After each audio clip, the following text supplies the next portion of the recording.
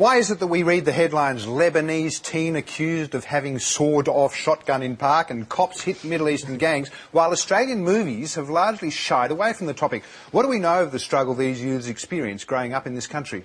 CEDAR Boys, a new film about Lebanese Australians caught up in Sydney's crime scene, hasn't shied away from racial tensions. And we're joined now by two of the stars, Rachael Taylor and Les Chantery. Good morning. Thank you so much for coming in. Thank you for having us. Look, the two of you have just come from, well, recently come from major American movies and into doing this, kind of low-budget Australian film. What's the readjustment like? Is there a big readjustment? Not for me personally, except that it's such a pleasure to be working on independent film. I think the experience of doing a bigger, US studio picture is that you're just...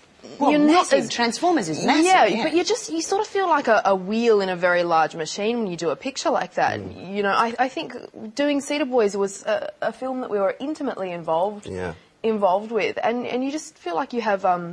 more of a contribution to make on a picture that's smaller. So it's actually a pleasure. Yeah. The process is still the same. If the director wants you to cry, then you have to cry, whether there's like, 50 people watching you or one person watching you. Or whether your Winnebago's impressive or a team. Absolutely. We were changing out of the backs of our car on this feature.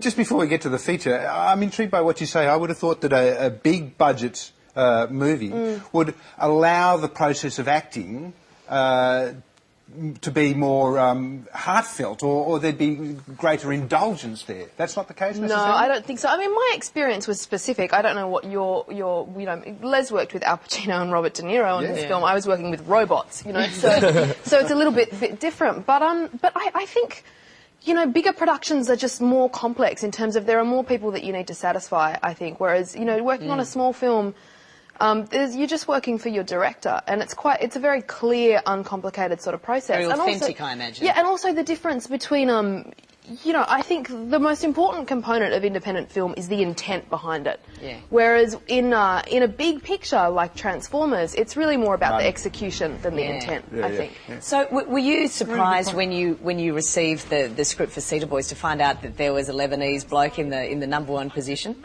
Oh, look, absolutely. I mean, I graduated drama school and thought I was going to hit the stage and do Shakespeare, and when this role came along, I originally read the script and thought, I don't know about it. I think, it could be fulfilling cliches. What kind of message is it putting out? But when the director sat down and explained to me that there was an opportunity to play a Lebanese guy who was sensitive and vulnerable, who perhaps, we don't kind of think about that when we think about Lebanese, youth in the paper.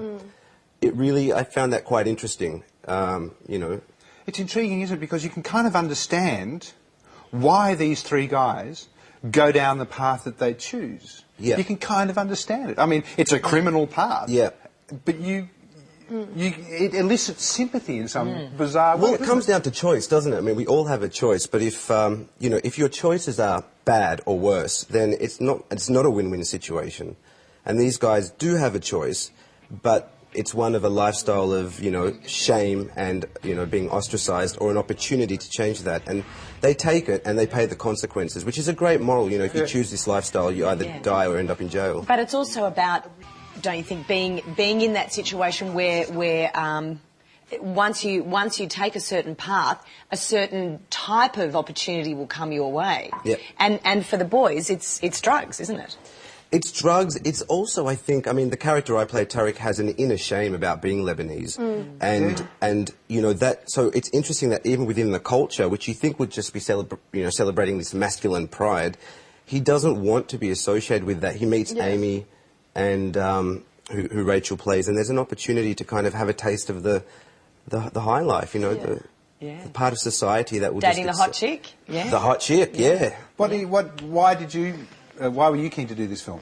Well, there are a number of reasons, I think, and one of them was because, Les and I are friends, and we were sitting in Los Angeles talking about, wanting to make films that, we felt mattered, and I don't mean to be, I don't say that in a way that's glib, or I'm not trying to be, overly kind of pretentious about it, but I do think CEDAR Boys is a really important film. I think it is long overdue that Australian film starts addressing contemporary issues and the way that you know, the experience of being in a contemporary urban environment as a young Australian. You know, often I find, you know, some Australian films have this old-fashioned kind of idea about what Australia is, like the outback country town working class thing. And I'm not trying, I'm not trying to deny that that's relevant. Absolutely, that's part of who we are. But there's also another part of who we are, and I'm really proud that this film addresses that. It's interesting in that it's a film about race and prejudice, but it's also a distinctly Australian film. Yeah, I mean that's quite bizarre in a sense, isn't it? And it took the writer-director Sir Hat Carity 6 years to get it up, and I think what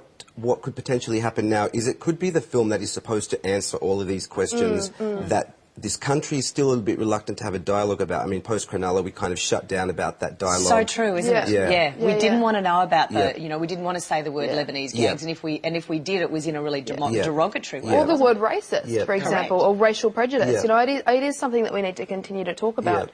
But it is a film, and it is, you know, it's fictional. It's supposed to be entertaining. I mean, we sold out both sessions at the Sydney Film Festival in a record 10 days, I think. So which is interesting because there's clearly a desire to see a film like this. But I think, you know, what's another thing that needs to be said about the film is that we're not trying to be didactic or moralising. We're not trying to provide all of the answers to, you know, racial tension in urban Australian environments. Like I don't think that's the position of film. But it's a great snapshot, isn't it? And it's a great, you know, starting point for a conversation. It's a really intriguing. I use that word again, intriguing snapshot, because there's a vulnerability to both your characters. Which on the page, on the surface, you wouldn't probably see necessarily. Well, they're both outsiders, and, you know, I remember we talked a lot about the character of Amy not being this cliche woman with a drug habit and whatever else, and my, you know, character being a misogynist panel beater that just wanted to kind of get the hot chick. That there were more levels to it. And it's interesting that if you pick up the paper tomorrow and you read that there's a Lebanese guy shot, perhaps this film will give you insight into, well, how did he get here? And how he feels, exactly. It certainly did that to me. Look, we're running out of time already, I'm sorry about that, but just before we go, what's next for the two of you? I'm attached to a film in New Zealand called Kingdom Come, a big biblical epic, but that's all pending finances at the moment. But we'll be playing a blind character from the Old Testament called Asa, who Jesus cures and he gets his sight back. Fabulous. Well, you've got a good variation so far. Equally, some things that are pending. I've got a TV show that I'm waiting to hear about in the US, which is very cool because it's about 3 women, which is exciting. And another film in Australia that I'm attached to as well, which is also about 3 women. So for me, I'm looking to tell female-driven stories next, I think. I've inhabited a lot of masculine worlds, so I'd like to work with women. Good stuff. It's such a pleasure to have you both in. We really appreciate it. Congratulations on CEDAR Boys. Thank you. And CEDAR Boys will open in cinemas nationally July the 30th. Thank you both. Well done.